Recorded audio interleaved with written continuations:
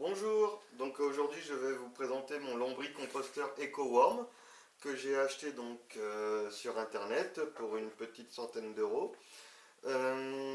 Pour faire vite, parce que vous trouverez beaucoup de vidéos sur le fonctionnement des lombricomposteurs, ça permet de recycler les matières organiques et les matières à base de carbone grâce à des petits vers de terre qui les mangent et qui vous créent du terreau. Donc je vous présente un bac de lombricomposteur. Donc ça se situe en fait sur 3 ou 4 étages. Je vais vous montrer. Voilà.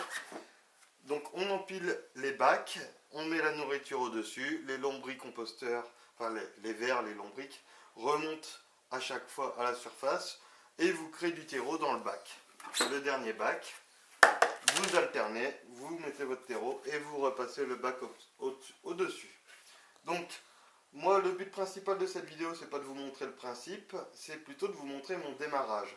Donc, pour le démarrage, est fourni chez EcoWorm le petit bac à roulettes, très pratique pour déplacer notre lombricomposteur. Nous avons ensuite le système pour récupérer l'engrais liquide avec la petite vanne qui se trouve au fond. De l'autre côté, c'est très simple, on actionne comme ceci pour récupérer le liquide. Et comme chez EcoWorm, ils sont sympathiques, ils nous ont fourni le petit réceptacle pour récupérer l'engrais. Donc ça fait une dose pour 5 litres d'eau. Voilà. Donc pour démarrer le lombricomposteur, c'est simple. Moi j'ai acheté ce qu'on appelle de la litière de coco. Donc c'est une brique à peu près de cette taille-là. Alors, j'ai regardé sur internet, ils disent de laisser tremper 15 minutes. Donc nous on a fait 30 minutes en mélangeant un petit peu dans 6 litres d'eau. Bon, les briques je les voyais beaucoup plus petites. Mais là, quand on regarde dans 6 litres d'eau, voilà ce que ça donne. C'est un peu liquide, mais vous verrez quand on le prend dans la main, ça paraît pas si liquide que ça. Donc, pour démarrer le premier bac et ainsi faire un bon engrais, on met la litière de coco. J'ai ici mes verres. Donc, EcoWorm, bien sûr, je vais aller doucement parce que, hop, ils ont fait un long voyage. Le petit guide, le petit manuel. Et donc, est fourni avec le tapis d'humidité. Donc ça, je vais vous expliquer après, c'est ce qu'on pose au-dessus. Et normalement, pour démarrer son premier lombricomposteur, il faut mettre du papier journal au fond du premier bac ou un morceau de carton. Donc c'est pareil, si j'arrive à le retirer, moi je vais le laisser au fond chez EcoWorm. Ils vous fournissent le carton adéquat pour démarrer votre lombricomposteur. Donc on va partir de ce premier bac. Voilà. Dedans, je vais poser mes verres. Donc ici, vous allez voir la première ouverture des verres. Donc si je ne me trompe pas, j'ai dû prendre 500 grammes. Hop. Alors je vous avouerai qu'en cette période de l'année, on ne trouve pas forcément des verres livrés en 3 jours. Voilà. Donc là, je les ai pas encore ouverts, hein. C'est la surprise pour moi aussi.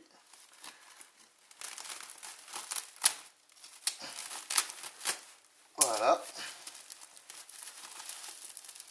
Et bien c'est un sachet assez résistant. Mais j'ai vu que le sachet était aéré pour que les verres. Je vous donnerai bien sûr dans la description de la vidéo tous les liens utiles. Donc voilà. Là, on a nos verres qui sont dans le terreau, qui j'espère sont en bonne santé. On va les déposer tranquillement sur le carton.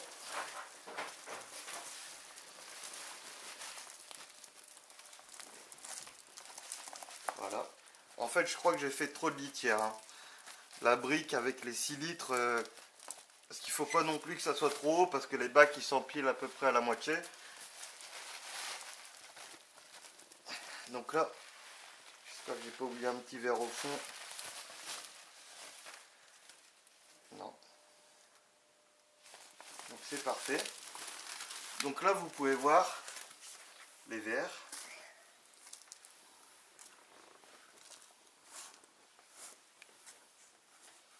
Qui sont là au fond du lombricomposteur.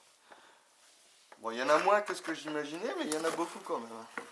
Je vais maintenant vous montrer la litière de coco qu'on a laissé 30 minutes en malaxant 2-3 fois. Et je vais leur donner, donc, normalement, leur nourriture préférée. Voilà. Alors, le seau paraît plein d'eau, mais je vous garantis que la litière, elle me paraît sèche quand je la prends dans les mains. C'est pour ça que j'hésite pas à prendre de l'eau avec, qu'on ne voit plus d'ailleurs. Hop. Comme ça, voilà. Je vais pas en mettre trop parce qu'il faut qu'ils s'habituent, donc on va les laisser 15 jours dans leur nouvel environnement. Donc je vous laisse regarder les vers dessus.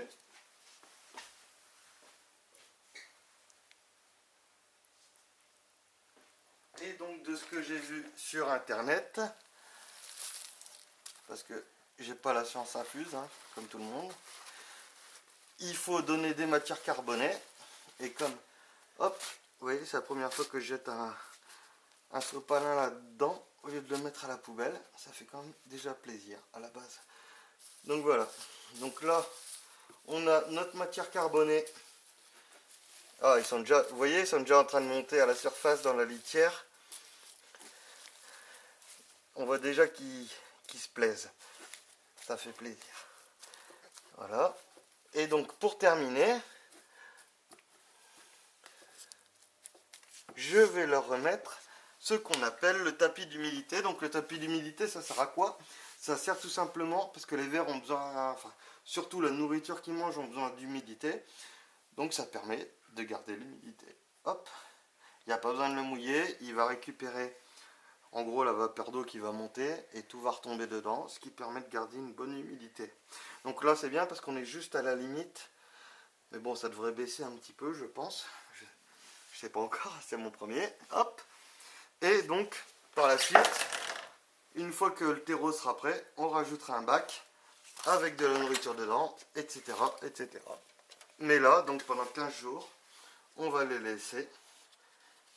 Et je referai une petite vidéo pour vous montrer le résultat. Voilà, merci beaucoup.